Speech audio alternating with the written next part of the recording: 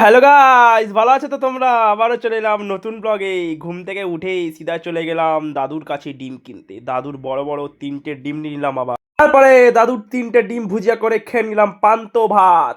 তারপরে চলে গেলাম আমাদের মাঠে। মাঠে চলছে জোর কদমে কোদালবাজি। আমার বন্ধু তো ভাই কোদাল নিয়ে লেগে পড়েছে পিচ বানাতে। বন্ধু ক্রিকেট খেলবে, এখানে ক্রিকেট টুর্নামেন্ট চলছে। তারপরে চলে গেলাম বন্ধুর সাথে ঘুরতে। বকচদি মারতে মারতে দুই বন্ধু চলে গেলাম। তারপরে দেখলাম এইখানে ভাই ঝিলে মাছ ধরা হচ্ছে। এই ঠান্ডাতে কাকুরা খুব কষ্ট করে মাছ ধরছে।